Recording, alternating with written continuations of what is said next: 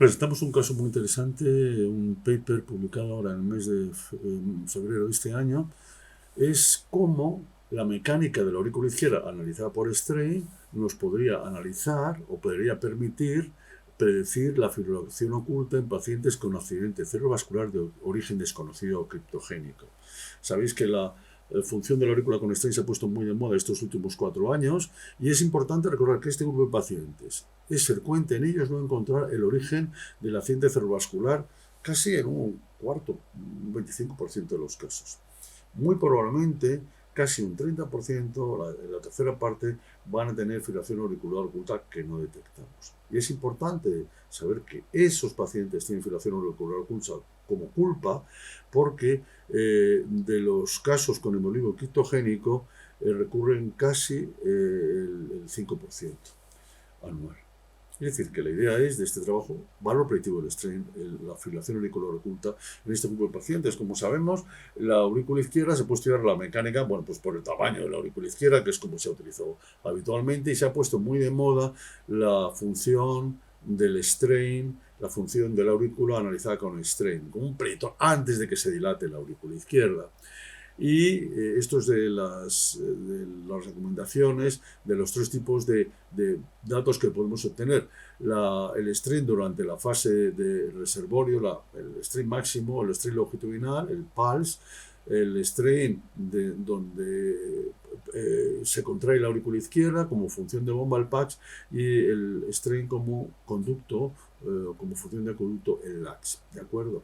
Estos 3 parámetros se pueden calcular bien como referencia el fin de la sistole o como referencia la contracción auricular. Probablemente el mejor es utilizar el 0 en el final de la diástole. ¿Qué hacen estos pacientes? Estos autores analizan 191 pacientes que han tenido un accidente cerebrovascular en ritmo sinusal, y les analizan el strain de la aurícula izquierda, una serie de parámetros, por supuesto, no solo el strain, y analizan el seguimiento, primero cercano, con telemetría durante 30 días, y después un seguimiento clínico para ver si aparece fibrilación auricular. Y como vuelvo a repetir, estos analizan los clásicos patrones que hemos visto.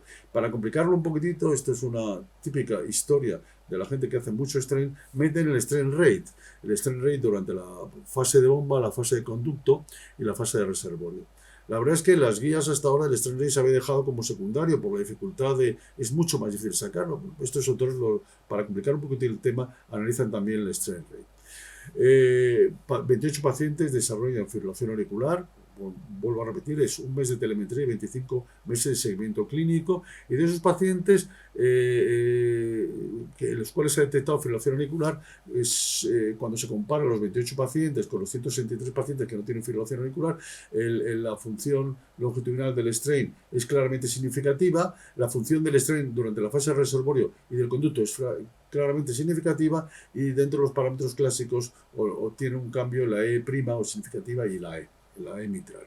Bien, si ahora analizamos en el análisis multivariado cuáles son los parámetros más potentes, hace dos variaciones del multivariado. La primera, el parámetro más potente es el pulse, el strain longitudinal, y la segunda es el strain rate en la fase de bomba.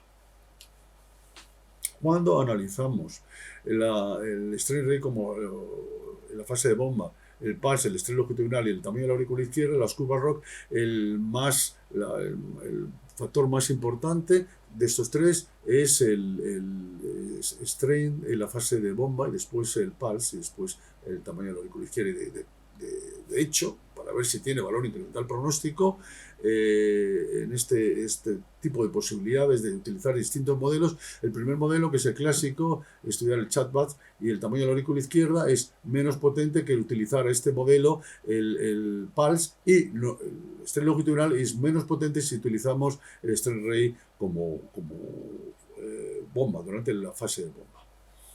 Bien, ¿qué podemos recordar de este trabajo? Primero, recordar que es importante que la fibrilación auricular sabemos que es la culpable de muchos de los accidentes cerebrovasculares de origen criptogénico, casi el 30% de los casos. Que es conocido, esto estamos trabajando se está trabajando desde hace prácticamente 4 años, que el strain auricular puede ayudar mucho en predecir la caída de los pacientes en fibrilación auricular.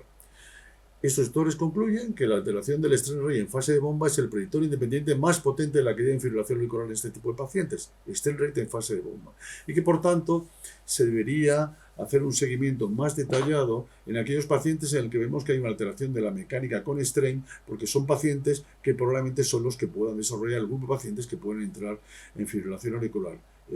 Bueno, es detectar un grupo de pacientes que a su vez pueden tener un 5% accidente cerebrovascular, reaccidente cerebrovascular. Sin embargo, este trabajo está muy bien, es muy bonito, muy precioso, muy interesante. Nos debe hacer pensar en varias cosas. Primero, el estudio de la mecánica ventricular de la aurícula precisa de una excelente imagen de eco. Y esto es más así, sobre todo, si estamos estudiando el strain rate, que es, digamos, el strain rate de la aurícula es menos fijo, puede ser más difícil realizarlo que el strain normal. El estudio del strain rate, como proponen los autores en el análisis de la función auricular, recuerden que también sacan el strain longitudinal, pero el strain rate es el que más potencia la estadística, precisa de más validaciones. De hecho, en las guías se ha hablado siempre del strain. Ahora, como comentaba antes, parece que la gente que hace strain nos tiene que complicar un poco la vida y meter el strain rate. Y, muy importante, yo no acabo de entender por qué el strain, y ahora hablo del strain global, el de la aurícula, que es para mí mucho más difícil que el del ventrículo. Recordar que la aurícula, la pared es mucho más fina, recordar que tiene muchas más marcas anatómicas que es del ventrículo, la zona de la fosa oval, la zona de las venas pulmonares, la zona de la orejuela izquierda. Yo lo que no sé es por qué, tiene que haber alguna explicación, pero yo no la entiendo, por qué para el strain del ventrículo izquierdo sí utilizamos 3 planos y para el strain de la aurícula izquierda, que teóricamente es más complejo por esas marcas anatómicas que lo fijan, no utilizamos también 3 planos. Y por otro lado, precisamente por eso existen muchas limitaciones, o yo creo que más limitaciones, más diferencias intervendedor que el strain, que al fin y al cabo el strain del ventrículo izquierdo es mucho más fácil de detectar. Es una opinión. O sea, yo creo que esto hay que pensarlo, hay que definirlo. Por ahí malos tiros, pero debemos esperar a que haya más trabajos y sobre todo, de nuevo, que el strain de la aurícula, la medición, se haga más robusto. Nada más, muchas gracias.